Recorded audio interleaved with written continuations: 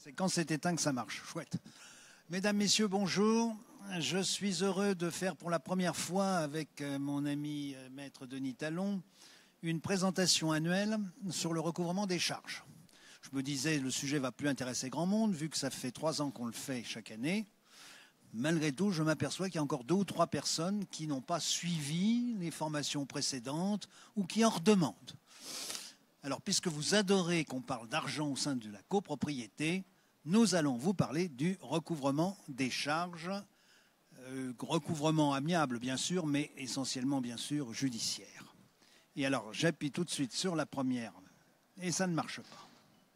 Ouais. Oui, alors d'abord, qu'est-ce que tu disais à propos des statistiques? Tu as ta...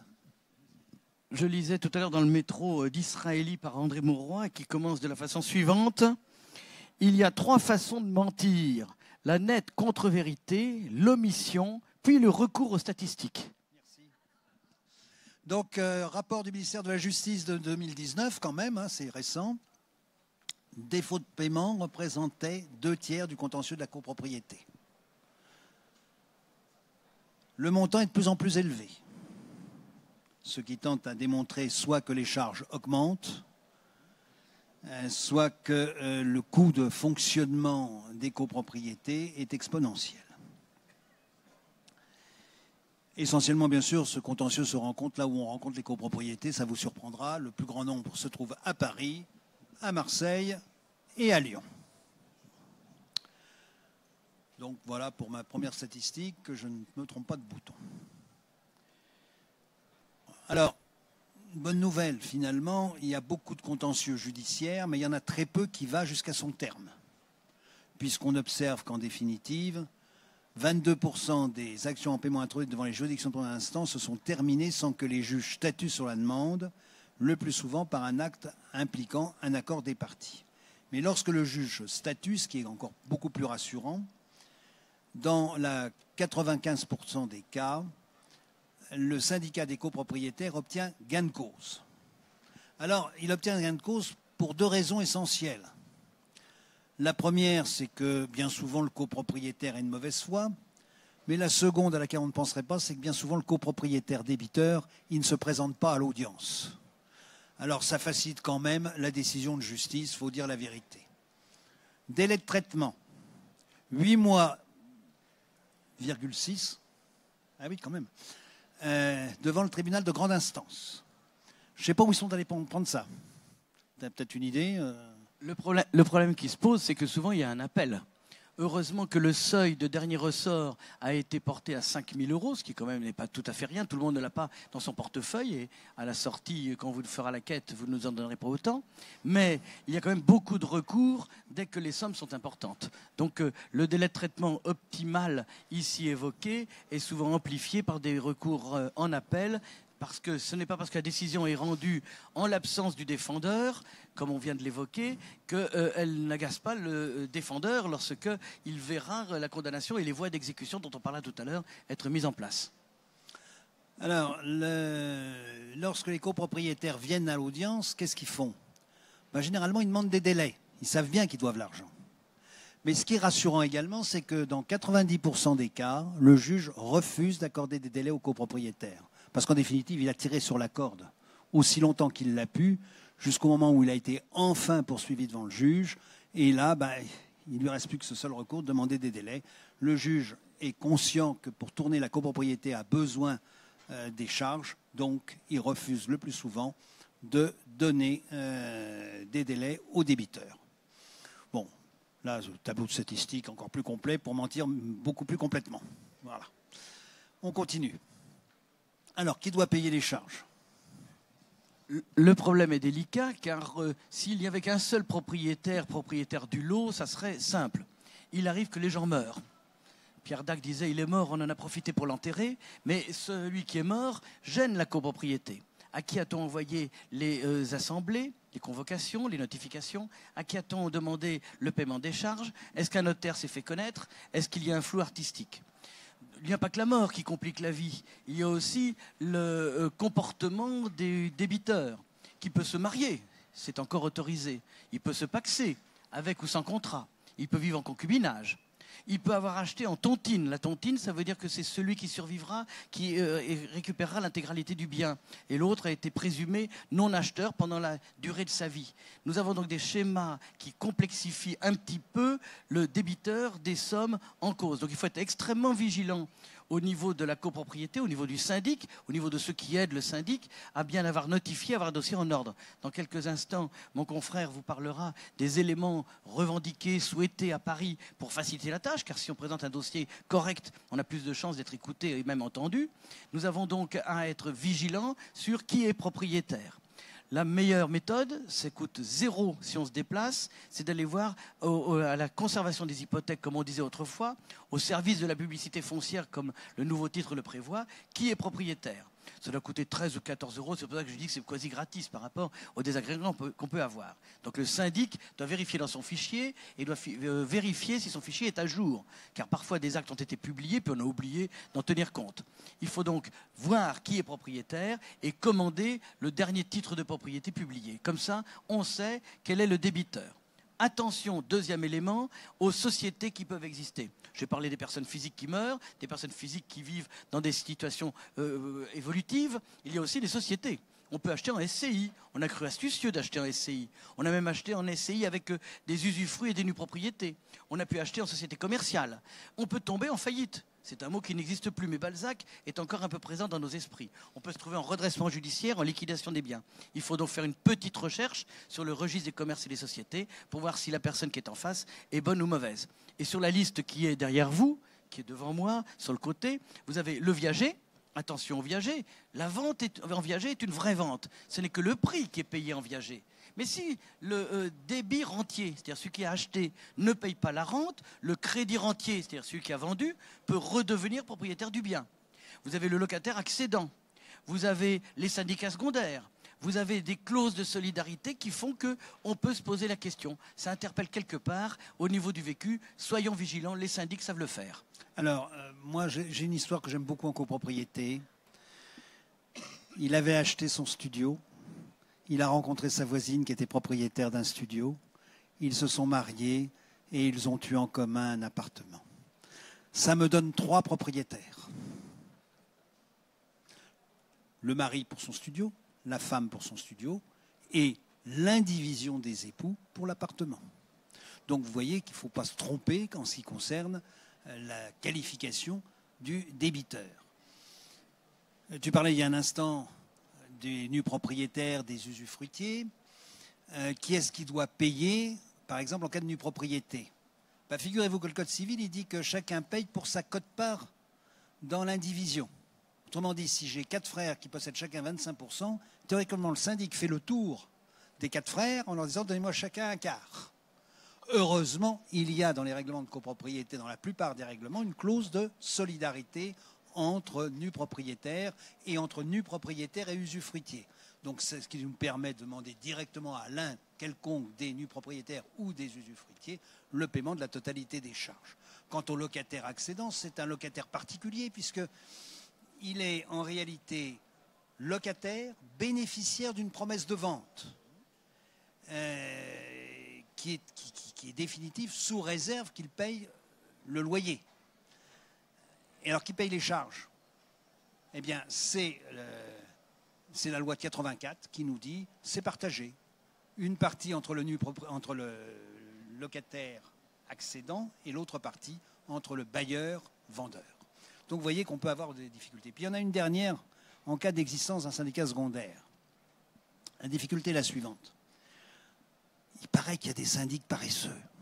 Ne le répétez pas parce qu'ici quand même il y a beaucoup de syndics. Et alors ces syndics paresseux, quand il y a un syndicat secondaire dont ils ne sont pas en même temps le syndic, qu'est-ce qu'ils font?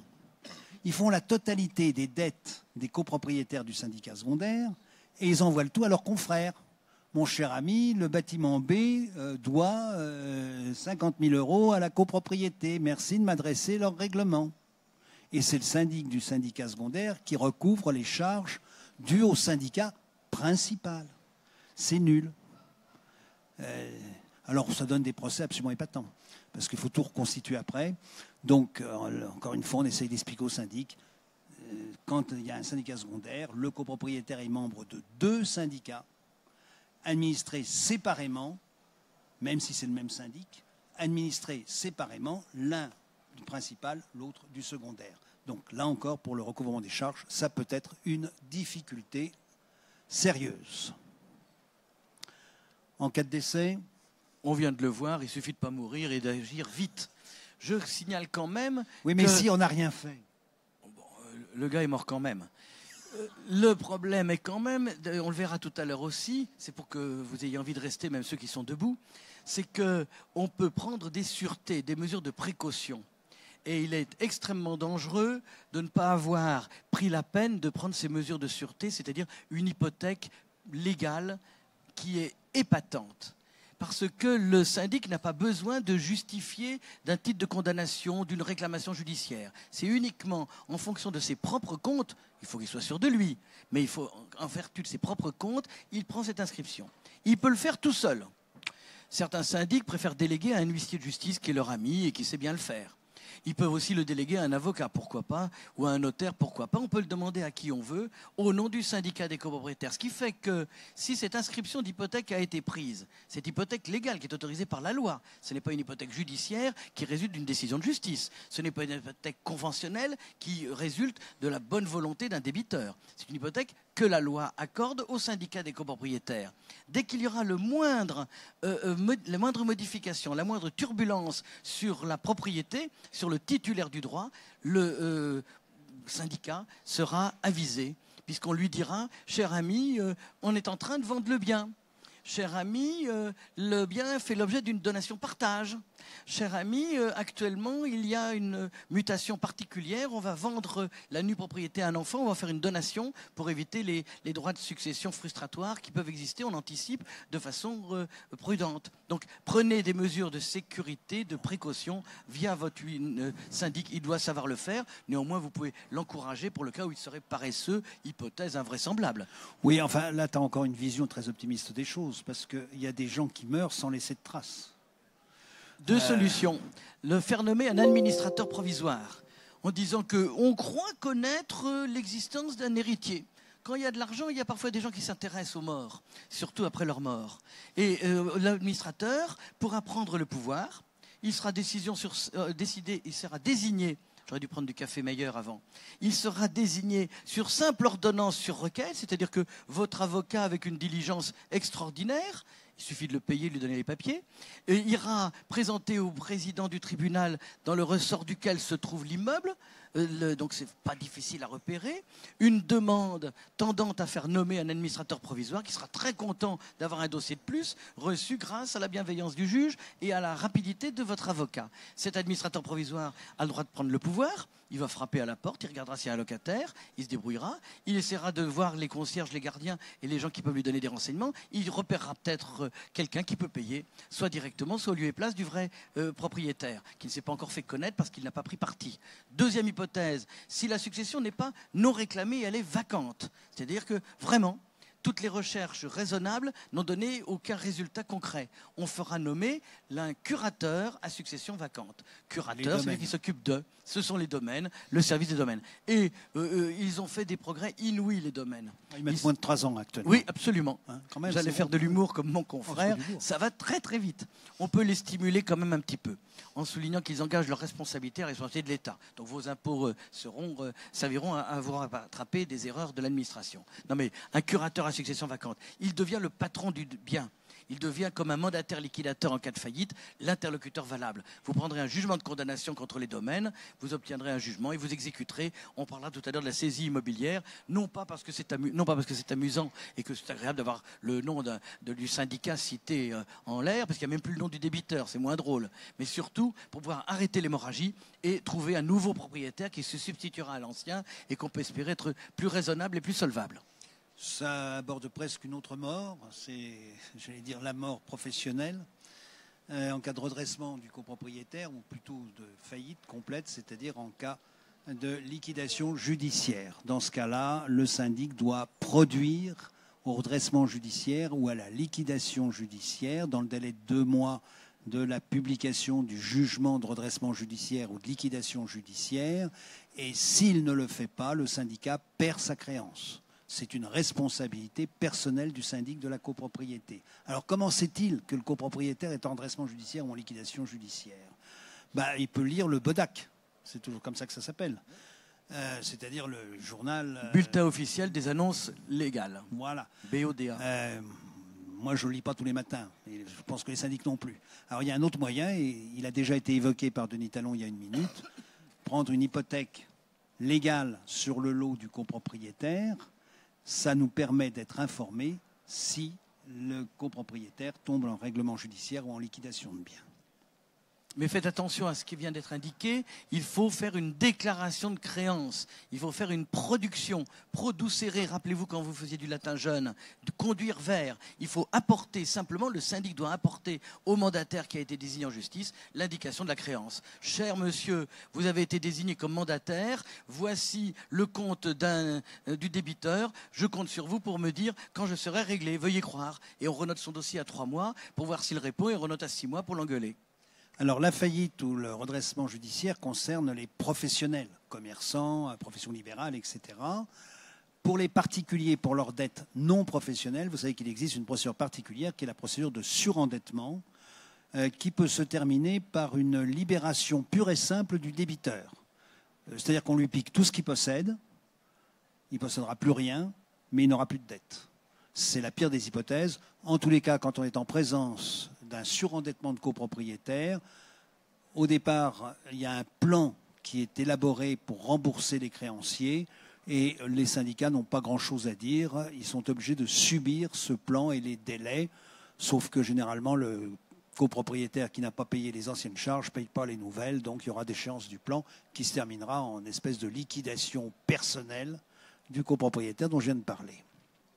Il arrive que dans les plans, il est suggéré à la personne qui demande cette protection légale de vendre le bien si le bien n'est plus susceptible d'être géré avec les ressources que peut avoir le surendetté.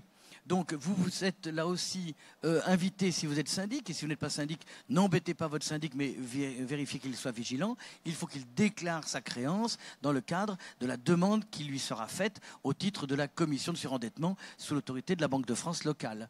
Cher monsieur le banquier, voici l'indication des sommes dues. Voulez-vous inscrire cela dans les dettes privilégiées, car le copropriétaire en cause bénéficie de tous les services communs et les copropriétaires sont un peu impatients de voir l'ampleur de l'arriéré. Veuillez croire, une formule de politesse bien élevée, même chose, on renote ce dossier 2 fois pour vérifier que ça avance.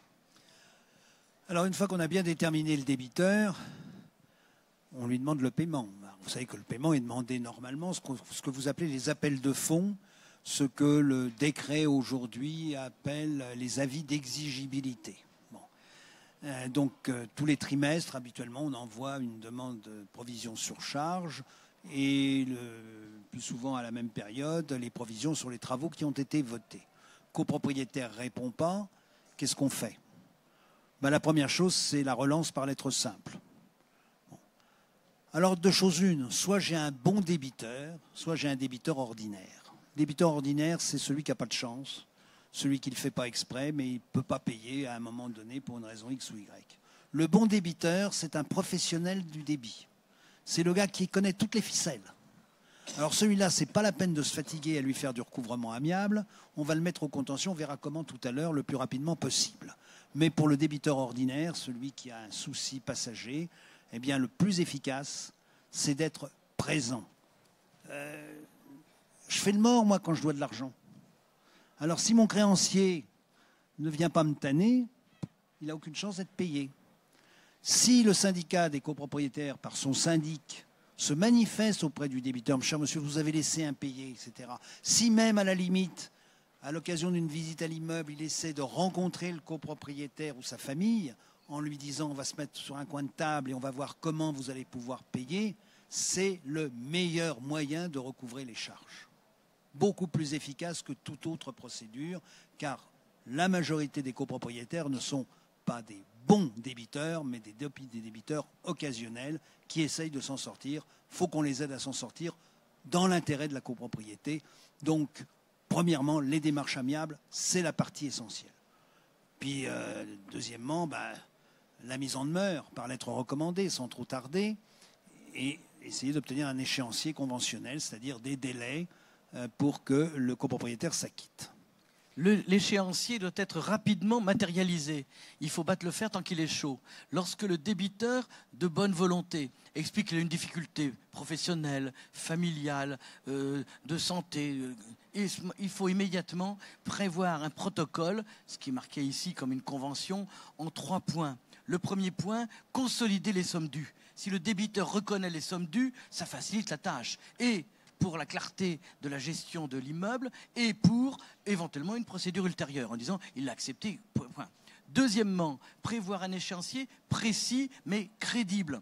Le premier versement sera fait dans la quinzaine du présent protocole pour prouver la bonne volonté du débiteur et le reste sera échu sur un certain nombre de calendriers avec paiement des charges courantes. Et troisième point, ne pas oublier de prévoir ce qu'on appelle dans le jargon juridique la déchéance du terme. C'est-à-dire que si on ne respecte pas le calendrier, tout le monde revient à la case départ. Donc tout redevient immédiatement exigible pour éviter de faire un procès par échéance et une réclamation par échéance. Donc un bon protocole en 3 points, c'est tout. Bravo, nous sommes tout à fait d'accord. Alors dans la foulée, simplement, il ne suffit pas d'aller devant le juge pour obtenir une condamnation. Il faut surtout prendre ce qu'on appelle des mesures conservatoires contre le débiteur qui ne paye pas. Ces mesures conservatoires sont de 2 ordres. Il y a les mesures conservatoires dites de droit commun, c'est-à-dire que tout créancier peut utiliser ces mesures conservatoires. Et puis il y a par ailleurs les mesures conservatoires qui bénéficient exclusivement au syndicat des copropriétaires. Tu nous parles des mesures conservatoires de droit commun ? On peut prendre la tâche du président du tribunal, alors instance ou grande instance, mais les noms vont changer au 1er janvier puisque tout ça a été réorganisé pour mettre en plus joyeux, de même que notre beau palais de la Cité se trouve maintenant dans le merveilleux palais extrêmement coûteux et extrêmement lumineux du périphérique. Mais vous avez à aller voir le juge compétent. Il a pris de la hauteur quand même. Oui, il domine la situation, mais uniquement physiquement. Parce que le reste ne s'est pas légèrement amélioré. On va voir le juge, on présente une requête au juge et on demande au juge d'autoriser une mesure conservatoire sur compte bancaire ou sur d'autres biens.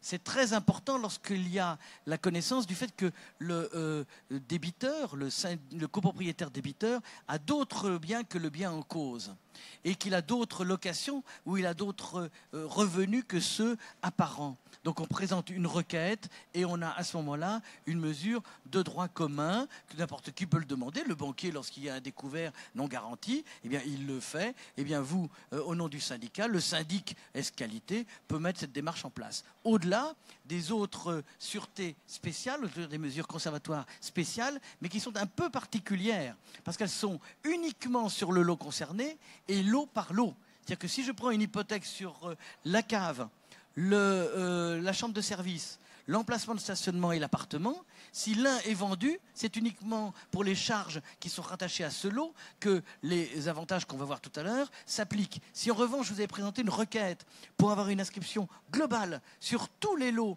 avec l'addition de toutes les sommes dues, vous serez plus protégé. Donc le tableau qu'on vient de vous évoquer sur les mesures conservatoires de droit commun et sur l'hypothèque légale sont importants à connaître. Là aussi, le syndic sait le faire théoriquement. Vous n'avez pas besoin d'être autre qu'être un peu vigilant, en disant où en êtes-vous, ne dormez pas trop. Alors, étant entendu que ces mesures conservatoires de droit commun impliquent que dans un délai déterminé, à la suite de l'inscription de l'hypothèque comme à la suite de la saisie conservatoire, le syndicat saisisse le juge pour avoir une condamnation. Sinon, la mesure devient caduque.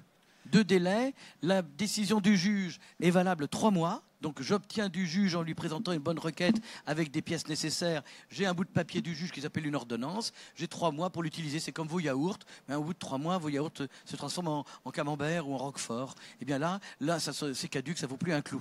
Et deuxième chose, si dans le délai de 3 mois, vous mettez en œuvre cette autorisation que le juge vous a donnée, eh bien vous avez 1 mois à compter de la mise en œuvre de l'opération pour saisir le tribunal compétent d'une réelle demande de condamnation, une ordonnance d'injonction de payer, une assignation au tribunal d'instance ou autre distraction. Alors, maintenant Les mesures qui appartiennent au syndicat exclusivement, il y en a deux. Une qui est prévue dans l'article 19 de notre loi fondamentale, qui est la loi du 10 juillet 1965, et l'autre qui est prévue par l'article 19-1 de la même loi. La première, l'article 19, c'est l'hypothèque légale dont Maître Talon vous a parlé il y a une seconde, qui nous dit que les créances de toute nature du syndicat des copropriétaires sont, qu'il s'agisse de provisions de paiement définitif, garanties par une hypothèque légale sur son lot, sur le lot du copropriétaire. L'hypothèque peut être inscrite après mise en demeure restée infructueuse, alors dans un délai de, on met généralement 8 jours quand on fait la mise en demeure, soit dès que le propriétaire invoque la possibilité de payer des travaux d'amélioration sur 10 ans. C'est un cas particulier. Donc, hormis cette hypothèse, l'hypothèque légale est prise dès lors que le copropriétaire est débiteur et qu'il n'a pas répondu à la sommation qui lui a été faite d'avoir à payer son arriéré. Il a été jugé qu'une simple lettre recommandée valait mise en demeure. C'est quand même un petit peu imprudent. Il vaut mieux aller à l'acte d'huissier. L'acte d'huissier, c'est simple, c'est à la requête du syndicat et ça précise quel est le créancier. Il est fait notification à, c'est-à-dire au propriétaire qu'on a repéré. Donc ça oblige l'auteur de cette démarche à être vigilant sur le vrai débiteur. Donc on revient à la situation cohantée. Cohantée, ça veut pas dire comme c'est pas pour les châteaux, c'est uniquement pour les maisons. C'est aussi valable pour tout bien immobilier. On a comme ça bien ciblé le débiteur, on lui fait délivrer cette sommation. Ensuite, cette sommation, qui est un acte d'huissier, dans les hypothèses que je viens d'indiquer. Autrefois, on disait que c'est un second original, maintenant on dit que c'est une expédition. C'est la même chose, c'est un changement de nom. Cet acte sera envoyé au service de la publicité foncière avec 2 bordereaux, l'un que le service administratif gardera, l'autre reviendra entre les mains de l'huissier, de celui qui a envoyé la demande. Un avocat sait le faire théoriquement, donc pas de difficulté. Acte d'huissier, hypothèque légale et la validité est de 6 ans, ce qui veut dire que pendant 6 ans on est bordé, ce qui veut dire que les anciennes dettes vont être valables, vont être conservées, vont être prises en compte ultérieurement jusqu'à 6 ans en amont. Comme on va vous dire tout à l'heure qu'il y a des sommes en arrière. Il y a une faute de frappe, c'est 10 ans. Ça dépend. Ah, c'est 10 ans. Oui. Non, là, c'est une faute de frappe. Ah ben alors, il ne faut pas tricher sur son voisin. Non. Je ne voulais pas le mettre dans l'embarras. L'ordinateur qui avait nécessairement raison. Oui, donc, cette inscription d'hypothèque provisoire a un avantage inouï, c'est qu'elle consolide le droit rétroactivement, puisque après il y aura une vente amiable, une opération de paiement, un désengagement quelconque, on y rajoutera les sommes ultérieures, mais au moins le passé ne sera pas prescrit. Oui, alors c'est relativement compliqué à inscrire. Il faut connaître le nom de la grand-mère, non? Non, on y arrive à peu près facilement, puisque la plupart des avocats savent le faire. Alors donc, c'est facile. D'accord. Et ça peut rapporter gros, puisque quand même, et le syndic, c'est son métier. Il a un service de recouvrement. Et ça l'oblige à être vigilant. Et moi, je trouve que c'est très bien de tenir la main à des gens qui peuvent de temps en temps se reposer sur leur laurier. Ça vous oblige à bien préciser si on est le syndicat principal ou le syndicat secondaire. Ça vous oblige à avoir un compte précis, lot par lot, et les lots rattachés à. Ça vous oblige, même si on verra que tout à l'heure, maintenant, les choses sont regroupées, à vérifier les charges courantes, des charges un petit peu exceptionnelles, qui maintenant vont être bénéficiaires d'un privilège in fine.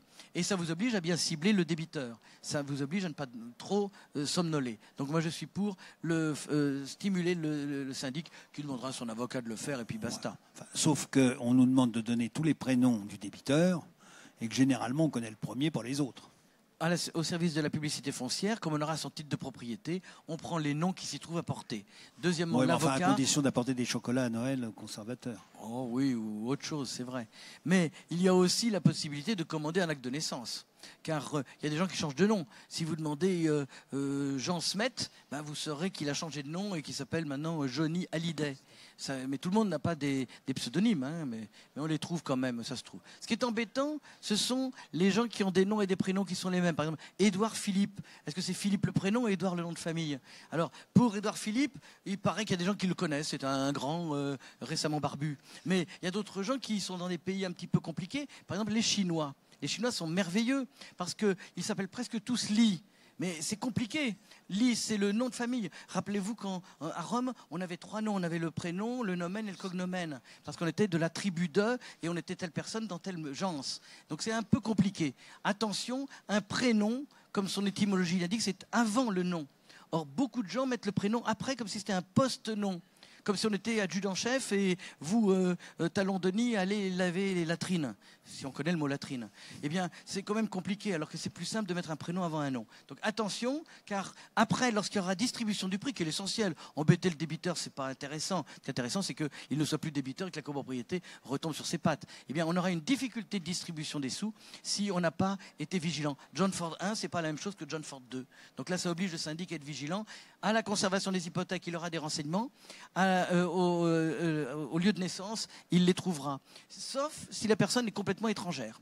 Ça, c'est un petit peu ennuyeux pour repérer son état civil complet. Parce qu'ils peuvent changer et les états civils étrangers ne sont pas tous limpides. Mais si la personne, pour une raison quelconque, est devenue un tout petit peu française, par exemple par un mariage, par exemple par un changement de nationalité, par exemple pour avoir une paternité reconnue, ça se trouve regroupé à Nantes. À Nantes, il y a un service central de l'état civil qui est tenu par le ministère des Affaires étrangères, le ministère de la Justice, et qui vérifie que l'on ait tous les renseignements. Et dans l'hypothèque, vous mettrez que le renseignement que vous donnez sur le débiteur, c'est en fonction de l'état, le VA. Et puis basta. Bon, c'est pas difficile, mais vous avez vu qu'on a besoin d'un ethnologue pour pouvoir suivre.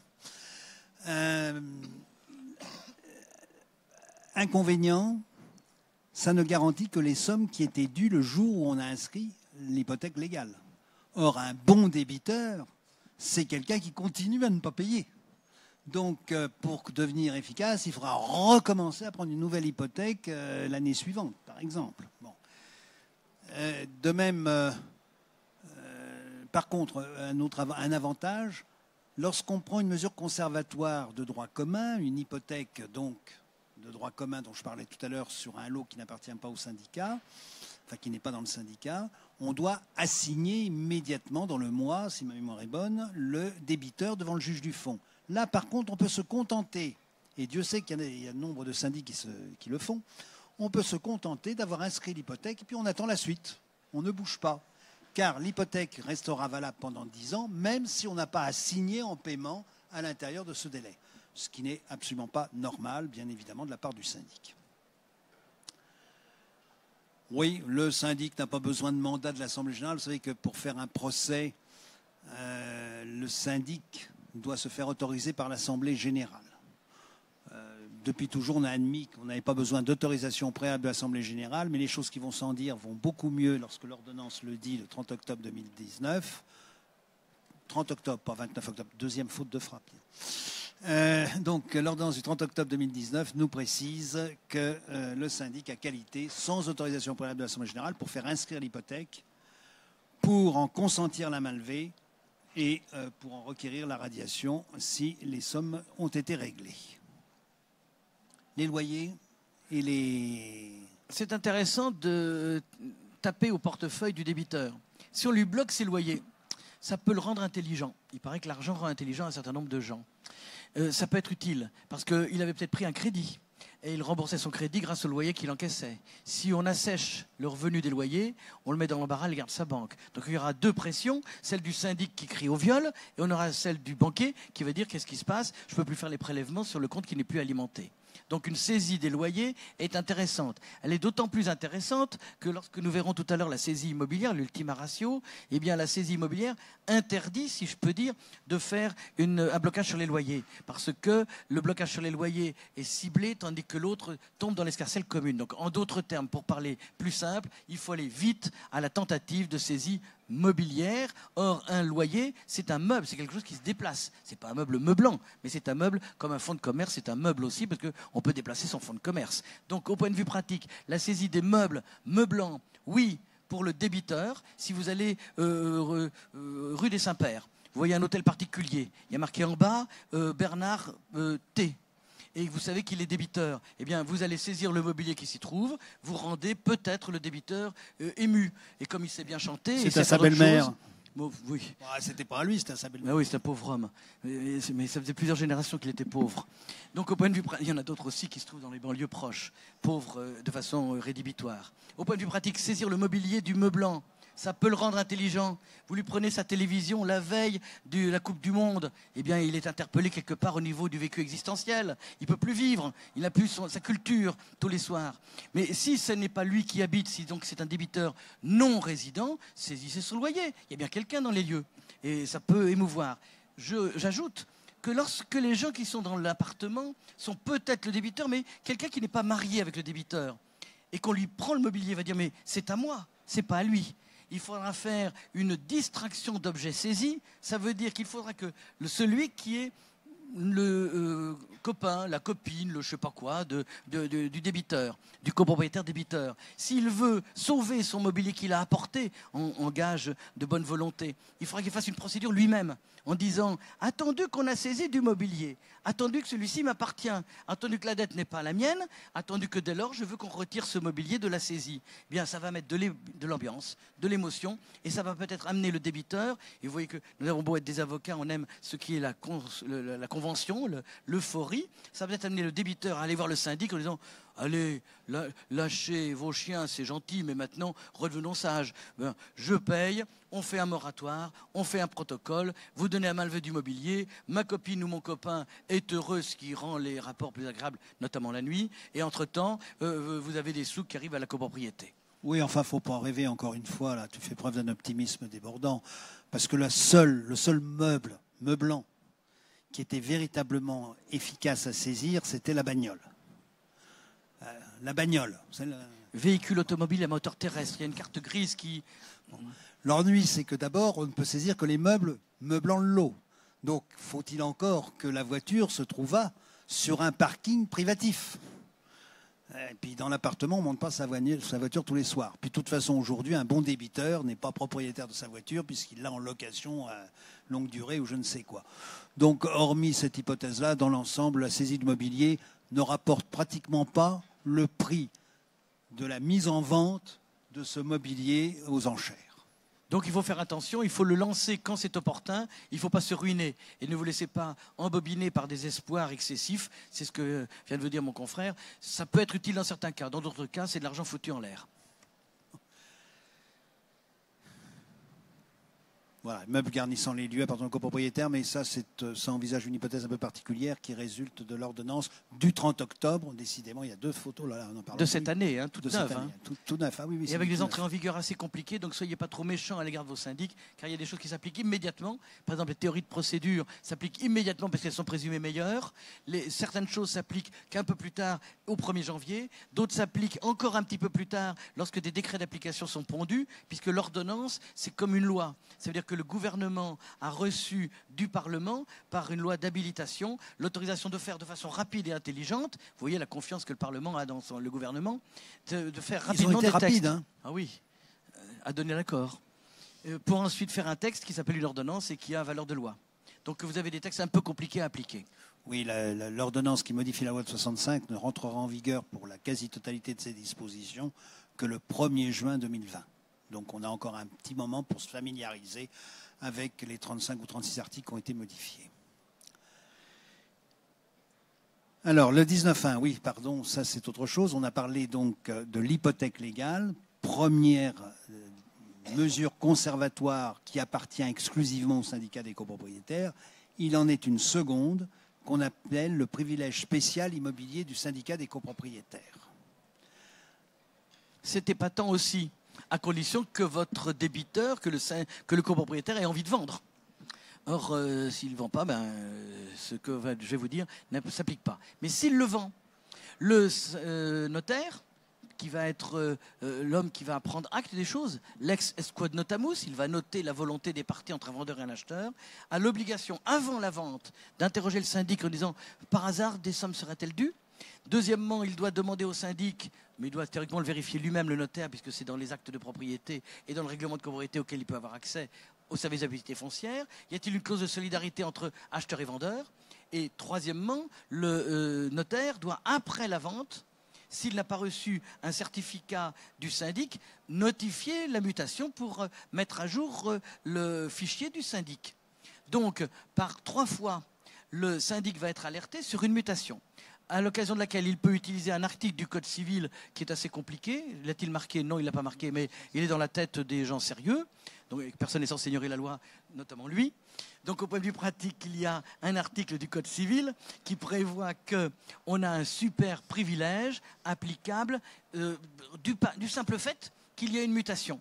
Pour que celui qui vend, celui qui peut partir avec l'argent, ne parte pas sans avoir payé ses dettes. Comme ça, c'est une façon pour lui de s'enrichir, puisque qui paye ses dettes s'enrichit bien évidemment d'une certaine euphorie. Donc le problème est de savoir quelle période est protégée. La période est protégée et quelle somme est protégée. Et quelle est la démarche que doit faire le syndic? Il faut qu'il déclare là aussi le montant de sa créance pour bénéficier de ce super privilège qui va s'ajouter à celui de la copropriété, qui est le privilège de l'hypothèque, qui est le privilège dont on a parlé tout à l'heure, qui est valable sur 10 ans. Donc on a 10 ans, puis il va y avoir une vente quelque temps après, et maintenant on va pouvoir avoir sur 5 ans à ratisser les sommes dues sur les 5 dernières années, en espérant que les comptes sont clairs. Parce que dans ce cas-là, le syndic dit au notaire, voici le compte, le débiteur, il reçoit d'argent, mais il en reçoit un peu moins, bon, tant mieux, c'est terminé, il tourne la page. Sinon, il faudrait faire une procédure à l'initiative du copropriétaire vendeur qui dira, on m'a bloqué plus d'argent qu'il n'aurait dû en être bloqué, je crie au viol et à l'assassinat. Donc ça oblige l'autre à être agressif, ce qui veut dire que le syndic tient le bon bout. Alors, quelles sont effectivement ces créances qui sont garanties? Ce sont toutes les sommes qui sont dues au syndicat des copropriétaires, que ce soit au titre des provisions sur charge, au titre des charges résultant de l'approbation des comptes ou de toutes les autres condamnations pratiquement. Enfin, là, c'était énuméré, mais à compter du 1er juin, ce sera encore plus simple. Toutes les créances du syndicat des copropriétaires mentionnées au premier alinéa de l'article 19, donc celui dont on vient de parler, sont garanties par le privilège spécial prévu à l'article 2374 du Code civil. Voilà. Mais vous rajoutez un L à civil et vous notez le chiffre que vous saviez tous. Hein. C'est écrit. Verba volant, scripta manent. Donc vous avez l'article du Code civil qui prévoit ce privilège qui est applicable par ricochet de la loi de 65 et du décret de 67 sur la copro. Donc désormais, toutes les créances, très prochainement, toutes les créances quelconques du syndicat des copropriétaires bénéficieront en cas de vente, comme le disait Denis Talon il y a une minute, en cas de vente de ce privilège. Alors simplement, ce privilège, il est à double détente. Il y a l'année en cours et les 2 années qui précèdent. Le privilège fait que le syndicat est payé par préférence à tous les autres créanciers inscrits aux hypothèques. Alors même que lui n'est pas inscrit, on ne le connaît pas, son privilège, il est occulte. Donc pour les sommes dues depuis le 1er janvier et les sommes dues depuis 2017, du 1er janvier 2017 jusqu'à ce jour, le syndicat sera payé par préférence à tous les autres créanciers sur les sommes recueillies dans le cadre de la vente du lot à la barre du tribunal ou amiablement. C'est intéressant face à celui qui a prêté de l'argent pour acheter le bien. Car le banquier, prêteur de deniers, qui permet à quelqu'un d'acquérir un bien, bien évidemment, il prête de l'argent pour que le bien soit acquis, mais il veut être inscrit en premier rang. S'il y a une défaillance de celui qui ainsi a bénéficié de ce prêt, on aurait pu dire le banquier passe devant car c'est grâce au banquier que la personne a été propriétaire. Eh bien non, le syndic passe avant le banquier pour la première rondelle. La deuxième rondelle, le banquier passera au prorata avec le syndicat des copropriétaires. Et enfin, c'est la fameuse hypothèque dont nous parlâmes tout à l'heure qui s'appliquera. Donc ça, c'est pour les 2 années précédentes, l'année en cours et l'année en cours. Pour les 2 années antérieures, les banquiers sont revenus à la charge en disant oui, il n'y a pas de raison que le syndicat soit payé sur la totalité. Donc, du coup, le privilège du syndicat, pour les 2 années antérieures, donc dans notre hypothèse, 1er janvier 2015, 2015-2017, le syndicat, à ce moment-là, est payé au marle-franc avec le banquier, autrement dit, on fait la masse des dettes des uns et des autres et on le partage en fonction du pourcentage de la créance de chacun. Si 100 000 euros sont dus au total, eh bien, et que le banquier représente 90% de ces 100 000 euros, il touchera 90% du prix de vente du bien. Et le syndicat touchera les 10% restants. C'est ce qu'on appelle être payé au marc-le-franc. Donc vous voyez cette double détente, privilège total pour les 2 années qui précèdent l'année en cours et privilège partagé au marc-le-franc avec le banquier pour les 2 années antérieures. Après, c'est fini. Après, il n'y a plus que l'hypothèque légale si elle a été prise. Alors, il ne suffit pas d'avoir le privilège, il faut le mettre en œuvre. C'est-à-dire que concrètement, comment on le met en œuvre? Les créanciers prévus par la loi de 1374, les autres créanciers doivent inscrire leur hypothèque à la conservation des hypothèques. Nous, on ne l'inscrit pas. Elle va être révélée au moment de la vente. Simplement parce qu'au moment de la vente, le notaire doit envoyer au syndic, le notaire ou l'avocat poursuivant si c'est une vente qui est faite à la barre du tribunal, ou le préfet d'ailleurs si c'est une vente publique, administrative. Donc, disons le cas normal, le notaire va adresser une lettre recommandée au syndic en lui disant « Cher monsieur, par acte reçu tel jour, monsieur Dupont, copropriétaire de l'immeuble, a vendu son lot à monsieur Durand.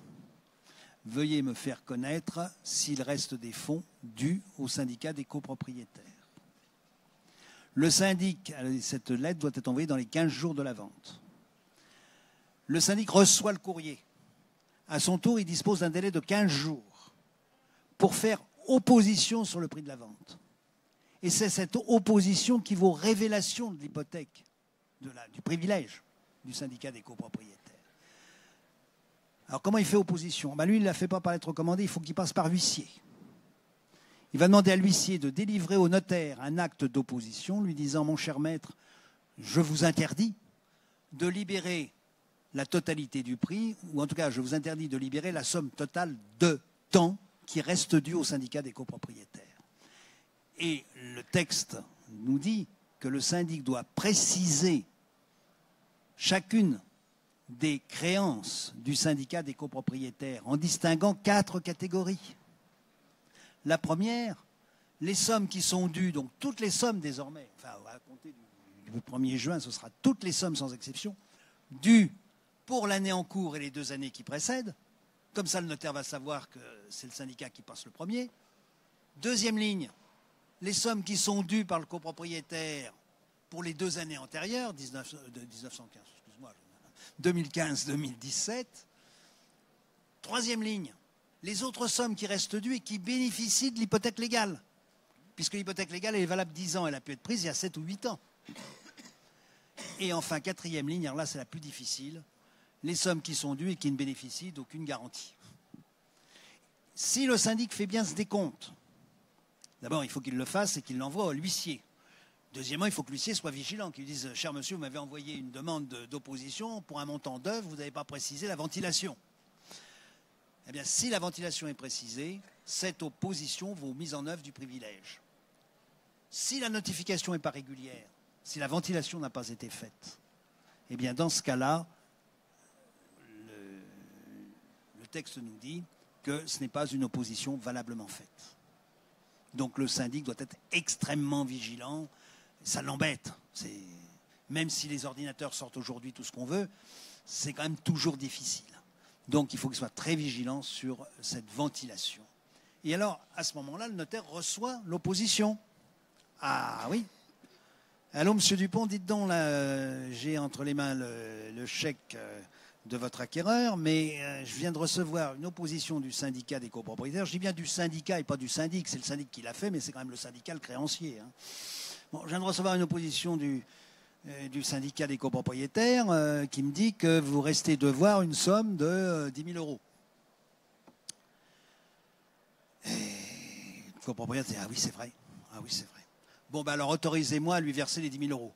Oui, oui, oui, je vous envoie un mot tout de suite. » Donc dans ce cas-là, le notaire, recevant l'accord du copropriétaire, du vendeur, libère les fonds entre les mains du syndicat. Comment il me demande 10 000, mais je ne lui dois rien? Ah bon? Ben écoutez, monsieur, ce n'est pas compliqué. Vous avez un délai de 3 mois. Pendant ce délai, vous pouvez demander au juge du tribunal judiciaire de constater que vous n'êtes pas débiteur.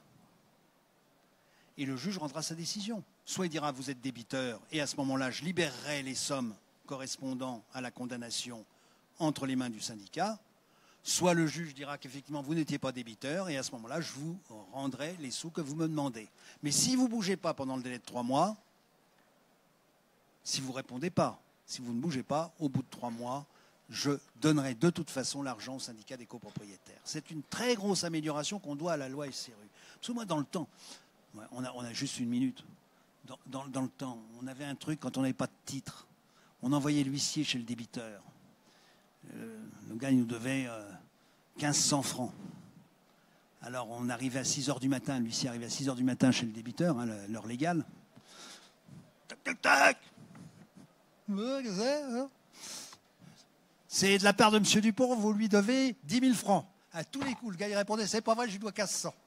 Et le huissier notait, M. Machat déclare, je lui dois 1500 francs. Et c'est comme ça qu'on avait un titre. Mais aujourd'hui, ça ne marche plus. Ah, voilà. Il n'y a plus d'adultère à 6 h du matin. Non plus. Oui, bon, ça, les démarches précontentieuses, on en a parlé tout à l'heure. Le recouvrement simplifié des petites créances. Alors ça, c'est très simple. C'est pour faire plaisir aux huissiers. C'est un texte que je n'ai jamais vu en entrée en application. Alors 4 000 €, d'ailleurs, il n'est pas modifié. Simplement, si le débiteur et le créancier sont d'accord, eh bien l'huissier fait un procès-verbal d'accord et puis on n'en parle plus. Mais je ne l'ai jamais vu concrètement appliqué. Procédure d'injonction de payer. Elle existe toujours.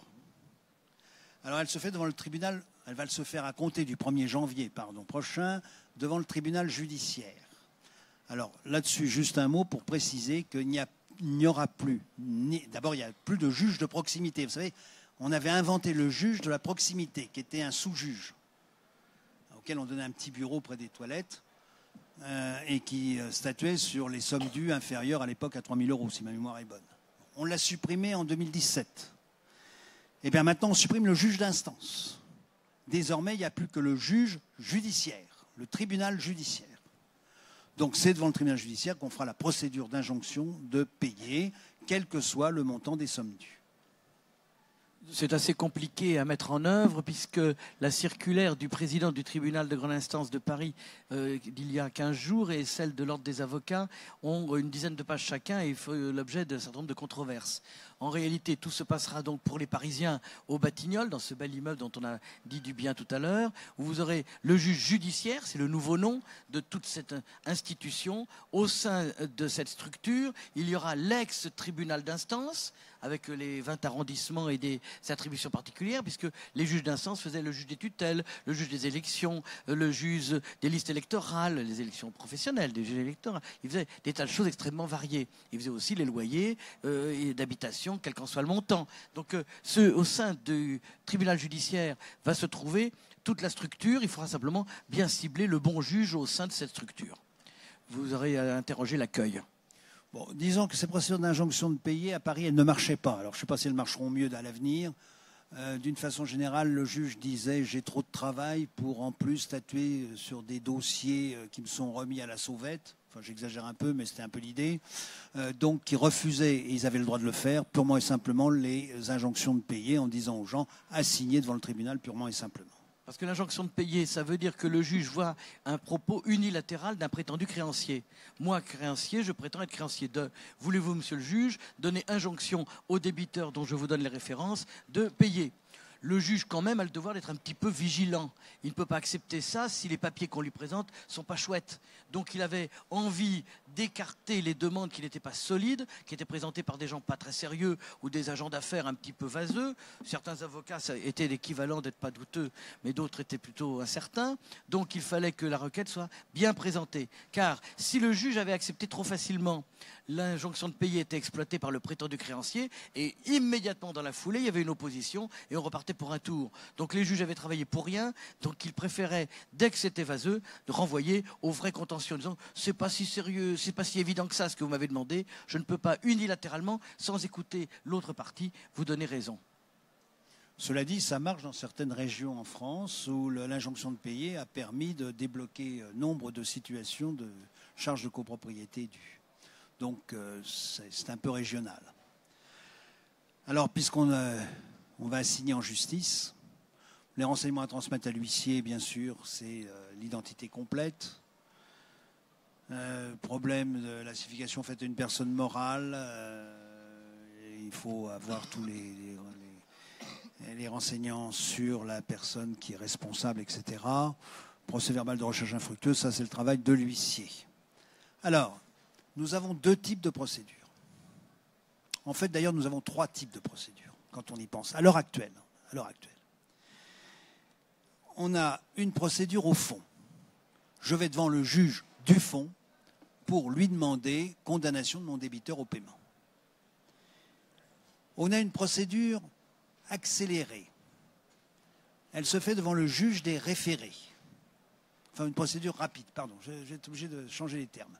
On a une procédure rapide, je vais devant le juge des référés. Je lui dis, monsieur le juge, regardez, mon dossier est complet, je démontre que ma créance est sérieuse et en conséquence, je vous demande de condamner mon débiteur à me payer à titre provisionnel la somme que vous voudrez bien arbitrer. Je lui demande en fait la totalité des sommes qui sont dues. Le juge des référés peut me donner satisfaction et me donner à titre de provision le montant de ma créance. Mais sa décision est provisoire, parce que le juge des référés ne rend pas de décision au fond. C'est une décision provisoire qui peut être remise en cause devant le juge du fond. Est-ce que je suis bien clair? Bon. Et puis alors, comme les choses n'étaient pas parfaites, ont été inventées, déjà il y a un certain temps d'ailleurs, mais le principe s'est développé, une 3e juridiction. C'est le juge des référés, enfin plutôt le juge, le président du tribunal statuant comme en matière de référé. Comme en matière de référé, ça veut dire quoi? Eh bien que c'est le juge des référés, mais qui statue au fond. C'est-à-dire qu'il ne rend pas une décision provisoire, provisionnelle, mais il condamne directement au fond. C'est ce que nous avons encore à l'heure actuelle et c'est ce que nous aurons jusqu'au 1er janvier 2020. À compter du 1er janvier 2020, on conservera les 3 catégories, juge du fond, juge des référés et, enfin, président du tribunal statuant en référé, et on aura le président du tribunal statuant en, j'ai dit le mot tout à l'heure, en express, en rapide, en accéléré, voilà. En procédure accélérée, j'adore le truc. Vous savez, aujourd'hui, le droit de priorité du copropriétaire, la procédure accélérée, tout pour la bagnole, quoi. Bon. Ce qui est intéressant sur ce 3e point, outre les questions de vocabulaire qui sont du cosmétique, c'est que comme c'est une décision quasi au fond, puisqu'on a pris la forme du référé, mais on tranche sur le fond, elle permettra de mettre en place une saisie immobilière. Tandis que pour l'instant, une décision uniquement provisoire peut permettre de lancer une procédure de saisie immobilière, mais ne peut pas permettre d'aller jusqu'à son terme. Parce que exproprier quelqu'un, le retirer de sa propriété, le vendre aux enchères jusqu'à l'ultima ratio, qui est donc l'affichage et les allumages des feux qui maintenant sont remplacés par quelque chose de visuel électrique, est-ce qu'on peut le faire avec une ordonnance référée? Non. Une procédure au fond, oui, mais c'est long. Donc si on va le faire par une procédure en la forme des référés qui vaut du fond, on peut non seulement lancer la procédure, mais aller jusqu'à la fin. Or, la saisie immobilière, qui est quand même un élément absolument passionnant, comme je le disais tout à l'heure, puisqu'il permet de recouvrer ce qui peut être, et met surtout fin à la cause d'hémorragie, puisque ce sera un autre propriétaire qui prendra la place du défaillant. Cette procédure est assez intéressante si on peut la faire démarrer sans trop tarder. On verra tout à l'heure, j'anticipe un peu, qu'on a besoin de l'autorisation de la copropriété qui dira au syndic, dans une résolution particulière, vu les dettes existantes, vu les titres exécutoires, vu la défaillance et la patience excessive qui en l'espèce a matérialisé cette situation, on n'en reste pas là, ça ne peut plus durer. Là, il y a l'autorisation pour faire la mise en place de la saisie immobilière. Ça a une utilité inouïe. Parce que dès que le commandement de saisie immobilière est délivré, il rend le bien indisponible. C'est un terme technique que je vous livre, non pas parce qu'on a les clés ou qu'on n'a pas les clés à la place, mais ça veut dire que le bien ne peut plus être ni loué, puisque je ne peux pas louer quelque chose qui ne met plus en disponibilité. Je ne peux plus le mettre en promesse de vente. Je ne peux même plus donner un agent immobilier en disant « si vous me trouvez quelqu'un, ça me ferait plaisir ». Vous ne pouvez plus en percevoir les loyers théoriquement, puisque le bien est encore à vous, officiellement, mais il n'est plus disponible. Donc la délivrance d'un commandement de saisie, ça semble lourd, mais c'est vachement rentable. Donc vous voyez l'intérêt de ces procédures accélérées, qui vous permettent d'avoir un jugement au fond immédiatement. Alors, nous avons en matière de copropriété cet article 19-2. Alors, vous avez la version actuelle Et puis la version au 1er juin 2020. Vous voyez comme c'est facile. Autrement dit, ça ne change pas grand-chose. Dès à présent, pour toutes les sommes, sans exception, dues au titre du budget comme au titre des travaux, on peut demander au juge condamnation du débiteur dans le cadre de la procédure statuant comme en référé et demain procédure accélérée qui nous permet d'avoir cette condamnation. Là, c'est très important. C'est une victoire de la loi Elan. Ce n'est pas d'ailleurs de l'ordonnance du 30 octobre, c'est la loi Elan elle-même qui a prévu cette faculté de demander la condamnation du débiteur par le président du tribunal statuant au fond en la procédure accélérée. Il y a quelqu'un qui s'inquiète sur la date des faits. Ça veut dire alors que ce qui est important, c'est le deuxième alinéa qui est au tableau, c'est-à-dire la décision sera prise par le président du tribunal, donc comme le juge des référés, auquel je me réfère pour qu'il me dise ce qui se passe, selon la procédure accélérée au fond. Donc on aura un titre au fond, donc il faut assigner pour après le 1er janvier. C'est la date où le juge juge que la chose s'apprécie. Alors, ça met un peu la pagaille, les avocats s'arrachent les cheveux, mais tout le monde n'est pas obligé d'être hirsute. Hein. Oui, c'est pour ça qu'on a pris notre retraite. Hein. C'est pour ça que Mme Belloubet est bien coiffée. C'est nous qui nous arrachons les cheveux. Mais au point de vue pratique, c'est quand même assez compliqué, mais ça va être épatant. D'autant plus que vous pouvez demander au fond des dommages-intérêts. Tandis qu'en référé, vous ne pouvez pas demander de dommages-intérêts. Vous pouvez demander le fameux article 700 que vous connaissez, vous en avez entendu parler. Ça veut dire les frais que le créancier a été obligé d'avancer pour arriver à une solution. Par exemple, un expert comptable pour clarifier les comptes. Par exemple, un problème entre un syndic qui a été dégommé et un nouveau syndic qui arrive et qui n'y comprend rien. Eh bien, tout cela va pouvoir être mis à la charge du débiteur dans cette procédure accélérée devant un juge unique. Et si l'avocat a bonne réputation, si le dossier est bien préparé, il n'y a pas de raison de ne pas avoir une bonne décision. Nous avons vu tout à l'heure que les statistiques sont dans ce sens-là, effectivement. Alors, procédure devant le tribunal d'instance, ça disparaît le 31 décembre, puisque, comme je vous le disais tout à l'heure, le tribunal d'instance est absorbé, en quelque sorte, par le tribunal judiciaire qui regroupe l'ensemble des juridictions de première instance. Ça va être la pagaille puisque la procédure n'a pas été complètement modifiée, ce qui veut dire qu'en dessous de 10 000 euros, n'importe qui peut se présenter devant le tribunal d'instance, n'importe qui pourra se présenter devant le tribunal de grande instance, le tribunal judiciaire. Ce qui veut dire que le juge judiciaire aura en face de lui des particuliers, un syndic mandaté, un particulier, un avocat, et aura à juger en juge unique, en dernier ressort ou susceptible d'appel sans représentation, ou bien il devra rendre une décision elle-même un peu plus compliquée, où il sera en collégialité. Donc ça va être une pagaille du feu de Dieu. Pour l'instant, restons tranquilles et sachez que ces textes sont un tout petit peu, en effet, à cheval sur la vieille loi, la loi intermédiaire, la nouvelle loi. Revenez l'année prochaine pour écouter le bateau et moi-même vous dire ce qu'il en est. En tout cas, désormais, le juge statuera à charge d'appel à partir de 5 000 euros. Auparavant, c'était 4 000. C'est-à-dire que jusqu'à 4 000 euros, sa décision était définitive. On ne pouvait faire qu'un pourvoi en cassation, on ne pouvait pas aller en appel. Désormais, c'est 5 000 euros. Ça va monter.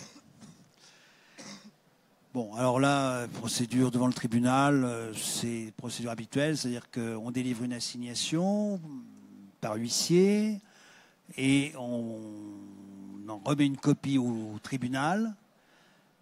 Seul un avocat est habilité à délivrer cette assignation et donc désormais, dans la mesure où on va dépasser les 10 000 euros, si je comprends bien le sens, seul l'avocat est habilité à déposer à faire cette demande et puis il y a une instruction du dossier qui prend un certain temps. Alors soyons très clairs, à l'heure actuelle, la 8e chambre du tribunal avait trouvé ce qu'on appelait le circuit court, qui consistait à renvoyer l'affaire à 3 magistrats qui statuaient dans un délai approximatif de 8 mois. Mais cette procédure a été abandonnée. Donc, à l'heure actuelle, toute procédure devant le tribunal de grande instance de Paris, les délais sont de l'ordre de 2 ans. Oui ? Oui. Nous sommes tous les deux honoraires. C'est pour ça qu'on ne vous donne pas notre nom de façon pour racoler des clients, n'est-ce pas? Mais nous vous donnons quand même des tuyaux parce que nous sommes encore un peu en activité ici ou là. Une chose sur laquelle je voudrais insister, c'est le dernier mot, l'exécution provisoire.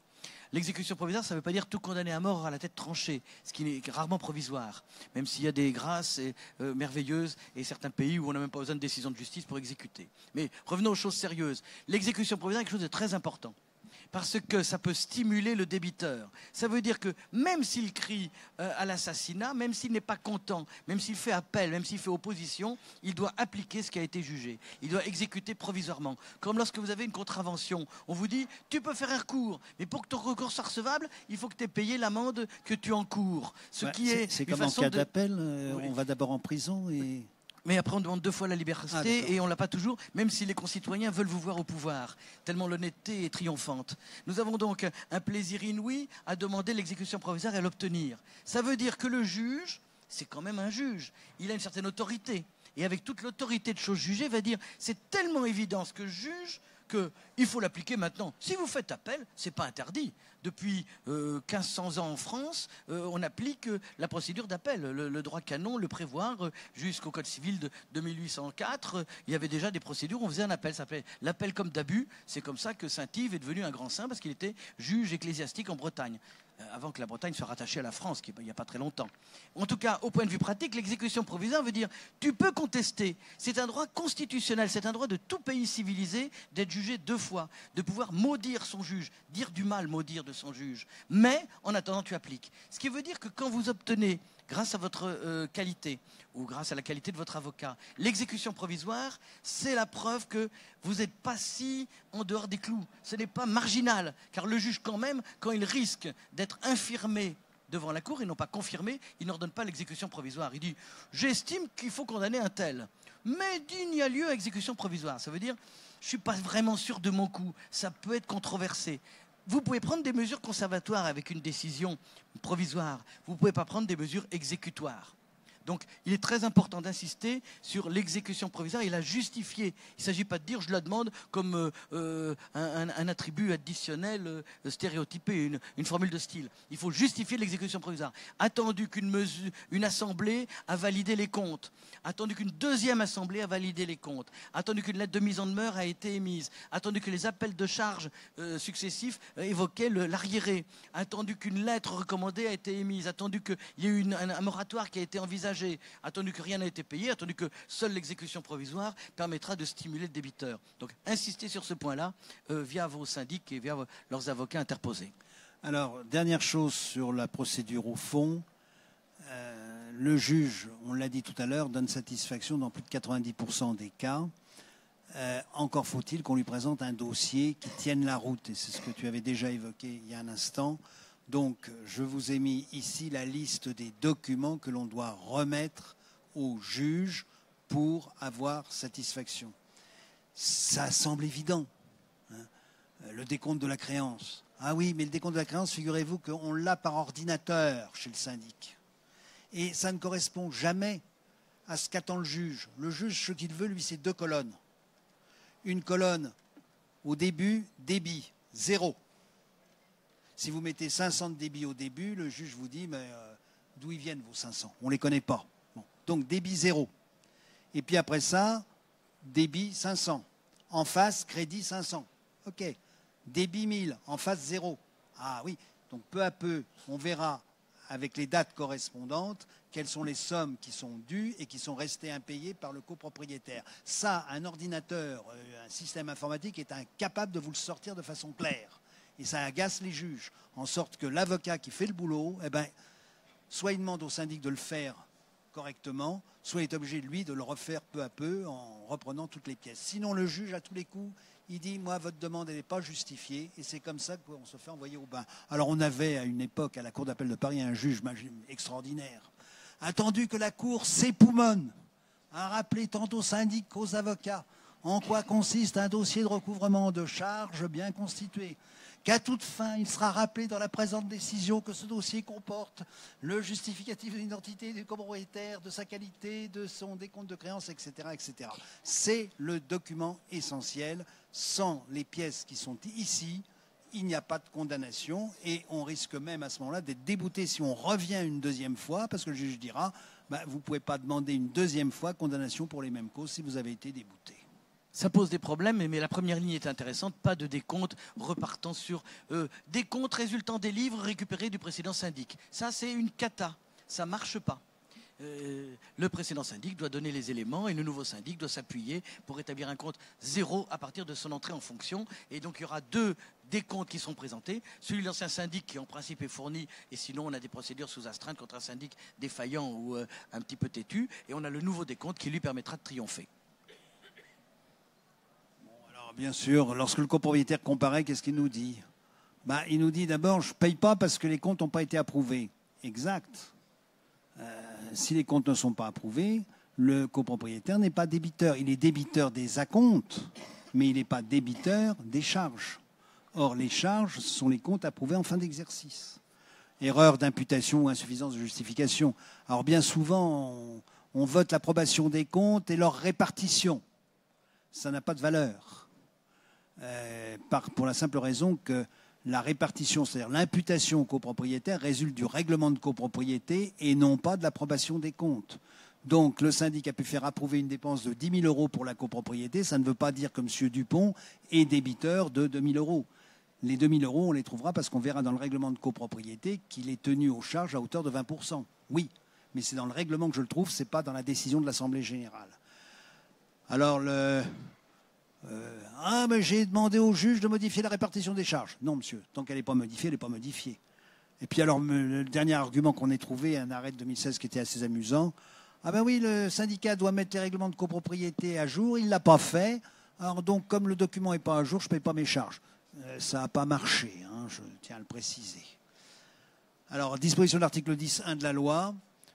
Les frais nécessaires exposés par le syndicat, notamment les frais de mise en demeure, de relance, de prise d'hypothèque à compter de la mise en demeure pour le recouvrement d'une créance justifiée à l'encontre d'un copropriétaire, ainsi que les droits et émoluments des actes d'huissier de justice et droits de recouvrement ou d'encaissement sont à la charge du débiteur, c'est-à-dire que le juge condamne nécessairement, enfin pas nécessairement, il peut toutefois en décider autrement, mais normalement le juge, s'il n'en décide pas autrement, c'est le copropriétaire débiteur qui est tenu de tous les frais de justice d'une façon complète, non seulement les frais de justice, mais également les honoraires d'avocat pour le recouvrement, mais là il y a l'article 700, et les honoraires du syndic, parce que le syndic a droit à des honoraires particuliers pour le recouvrement des charges.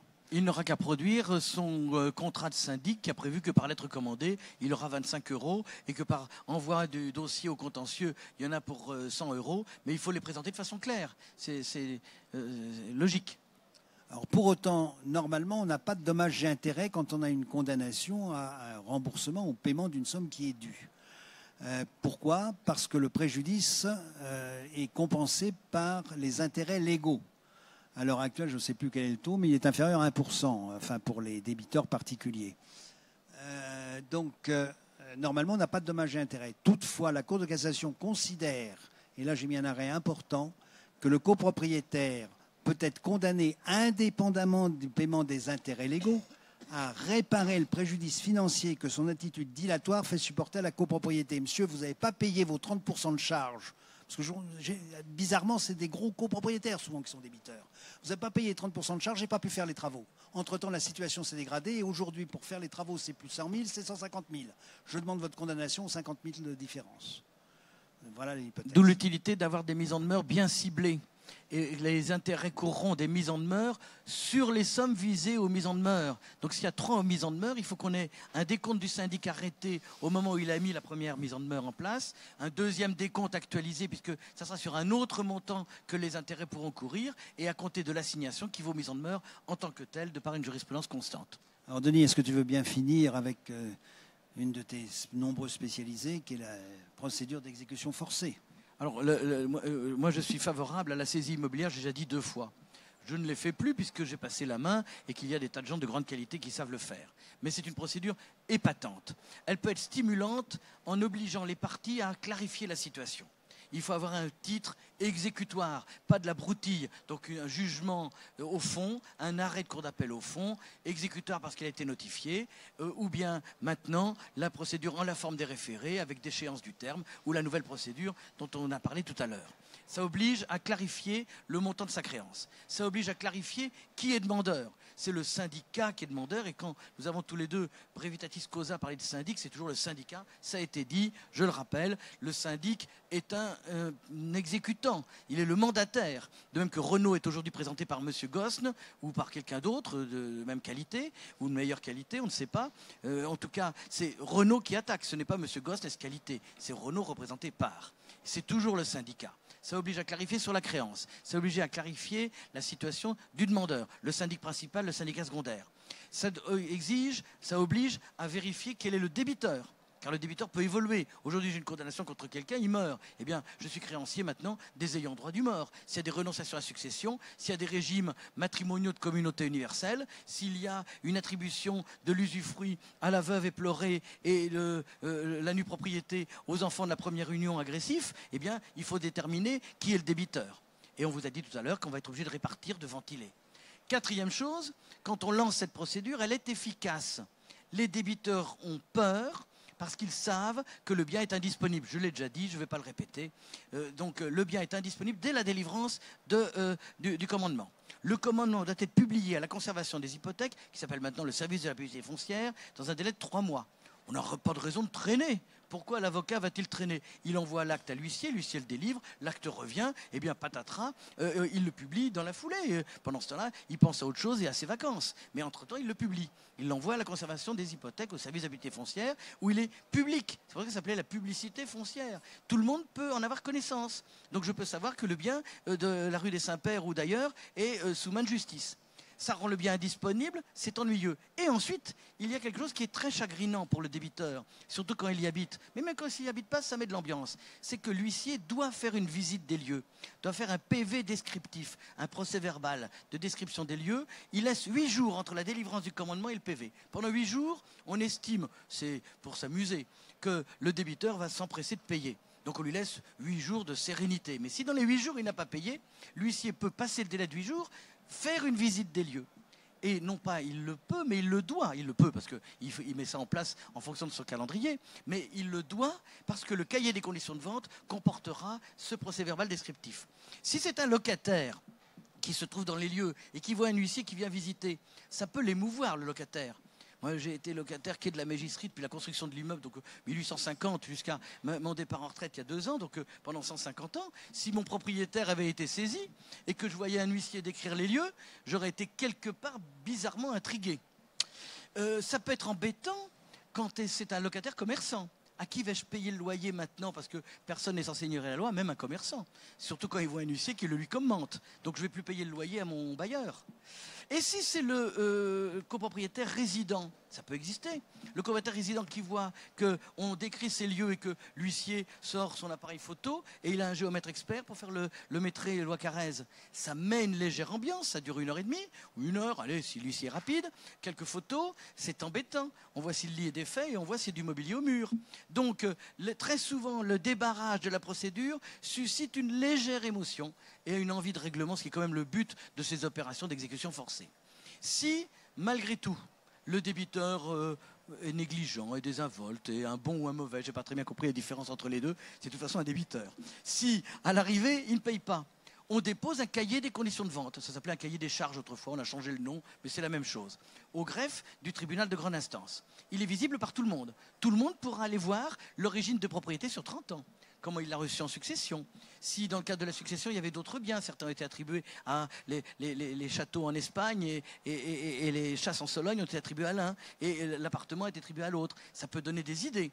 En tout cas, le cahier des conditions de vente est déposé. Ensuite, un nouvel acte d'huissier va être délivré au débiteur.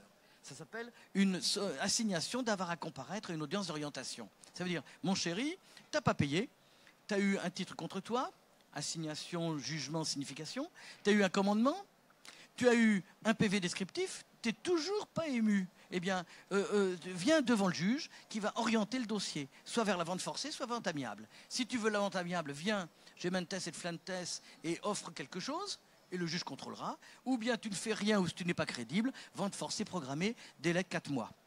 Donc, une saisie immobilière dans un délai de 6 mois à 1 an, c'est emballé. Là, dernier moment, visite des lieux. c'est quand même là aussi un petit peu bizarre, parce que là, vous allez avoir un troupeau de gens, pas uniquement des gens de qualité comme vous, des troupeaux de gens qui viendront visiter les lieux, puisqu'il y aura une publicité mise dans les journaux locaux, et c'est pas toujours inintéressant d'aller reluquer le voisin. Sans être voyeur, on peut savoir combien de pièces il y a et combien d'enfants sont hébergés par ce marchand de sommeil. Donc on a une visite des lieux, une vente aux enchères, et à ce moment-là, le problème est réglé. Le problème est réglé parce qu'on va arriver à la distribution du prix. Et il va y avoir le même schéma dans la vente forcée que dans la vente amiable, c'est-à-dire déclaration de créance par huissier et distribution du prix. Donc c'est une procédure efficace. La seule corvée que vous devez vigilamment contrôler chez le syndic, c'est qu'il ait fait voter cette opération. Car certes, elle est facile telle que je vous la raconte, mais elle a une conséquence violente. C'est expropriation forcée.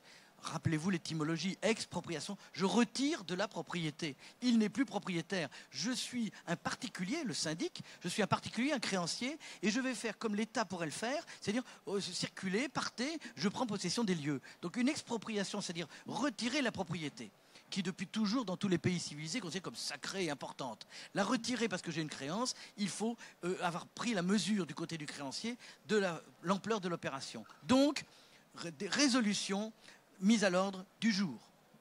Jurisprudence constante, on ne peut pas prendre une résolution par anticipation, en disant, à chaque fois qu'il y aura 3 francs 6 sous qui seront dus, immédiatement le syndic pourra mandater un avocat pour faire la saisie. Non, il faut cibler résolution par résolution, copropriétaire par copropriétaire, l'opération. Vous êtes juriste? Non. Parce que moi je suis syndic. Oui. Eh ben, je vous garantis, quand je mets ça à l'ordre du jour, que tout copropriétaire qui n'aura pas payé se verra son lot vendu à la barre du tribunal, même si je n'ai pas le droit, c'est efficace. Et ça fait plaisir aux copropriétaires, donc je le réélis. Ah non, pardon. Mais je profite de l'occasion pour mettre quand même une clause qui tienne la route. Parce que sinon, à l'audience d'orientation, le débiteur qui peut aller voir un avocat qui connaît la matière, il va dire attendu que la résolution n'est pas chouette, attendu qu'elle est générique, attendu que la Cour de cassation dit que c'est pas chouette, par ces motifs, allez vous rhabiller. Et on perd un an et on perd la face. Un an, c'est pas grave, mais la face, c'est plus embêtant pour un syndic. Il perd l'immeuble aussi parfois. Donc, bonne résolution, mais ce qu'il dit est vrai. Il y a un côté intimidant, il y a un côté propédeutique dans une assemblée, dans un ordre du jour. Mais l'ordre du jour doit indiquer 3 choses dans la résolution unique. Que monsieur Untel est apparemment débiteur d'une somme de. Et on peut voter même sur une créance qui n'est pas complètement titrée, mais qui est en cours de titrisation. C'est-à-dire, l'assignation a été lancée, il y a déjà des créances qui ont été constatées par acte de notaire, par acte sous seing privé, ou d'une certaine façon, il y a une créance qui existe. Donc il faut montrer la créance qui existe. Deuxièmement, il faut indiquer la créance ultérieure qui pourrait continuer à s'amplifier. Par exemple, les travaux de reprise en sous-œuvre ou les travaux de toiture qui sont quand même des postes non négligeables dans un certain nombre d'immeubles.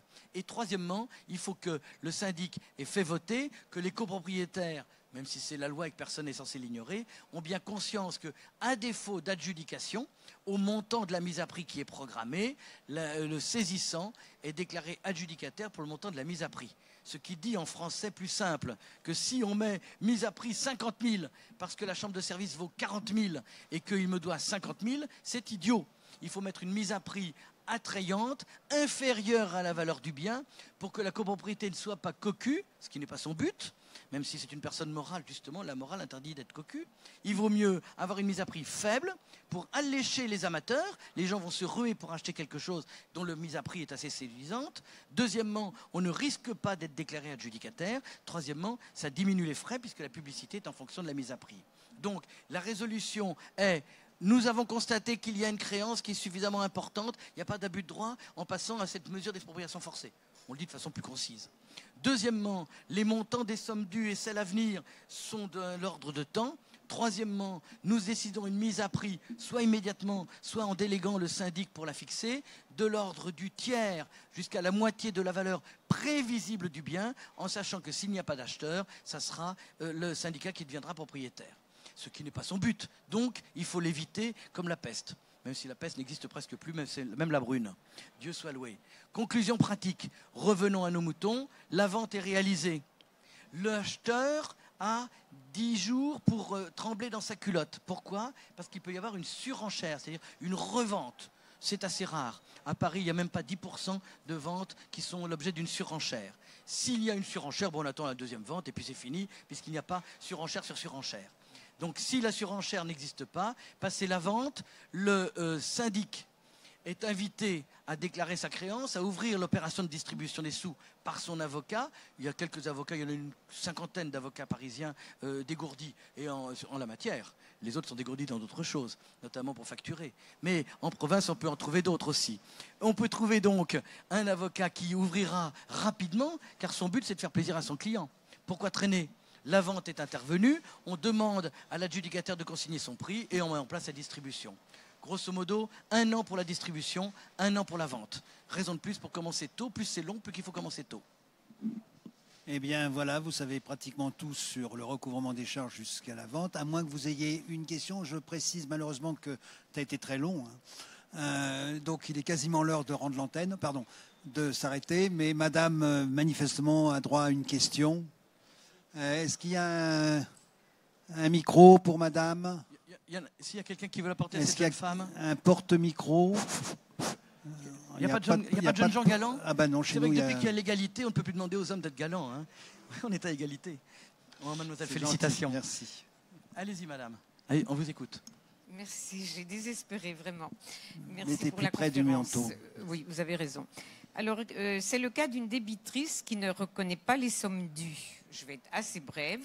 Elle ne reconnaît pas du tout les sommes dues. C'est une copropriété qui se compose de 3 bâtiments, A, B et C, à Paris dans le 20e. Et les 3 bâtiments ne sont réunis en commun que par le syndic. Ils ont le même syndic, le même assureur et les éventuelles actions en justice. Tout le reste, pour toutes les autres choses, les immeubles sont séparés. Il y en a 2 qui ont une chaufferie, l'autre a sa chaufferie. Le bâtiment C, alors donc j'en viens au fait. Le syndic, moi je m'oppose au paiement d'une somme qui n'est pas, qui est quand même 950 € au titre de charges impayées, dans la mesure où celles-ci correspondent à de nombreuses prestations. Je ne parle pas des charges courantes, que je règle rubis sur l'ongle, et appel de fonds travaux également, même quand c'est une étanchéité, ça coûte, il faut payer. Donc elles correspondent à de nombreuses prestations du syndic qui ne mentionnent pas à quel bâtiment A, B ou C elles se rattachent. Pour les prestations, ils sont tarifs horaires et les tarifs horaires. Et pareil pour les factures, c'est une horreur. Je vais vérifier les factures. Mais, madame, excusez-moi, mais là, nous sommes dans un cas particulier. Vous nous parlez d'un dossier déterminé et pas tellement du recouvrement des charges, mais de la contestation des charges imputées aux copropriétaires. Voilà. Alors, je vous précise qu'il y a au salon un certain nombre d'avocats qui sont à la disposition des visiteurs et qui peuvent répondre précisément aux questions. Oui. Mais nous, ici, nous ne pouvons pas répondre à des questions techniques sur des immeubles déterminés. Vous m'excuserez, je suis obligé de vous interrompre. Mais ça rentre quand même, parce que vous faites un peu peur dans le déroulé. Non, mais je redis, ça rentre dans le cadre de questions détaillées que nous ne traitons pas ici. J'en suis d'accord. D'autant plus qu'à là. Eh bien, écoutez, je crois qu'avec ça, on va s'arrêter et je vous remercie de votre attention.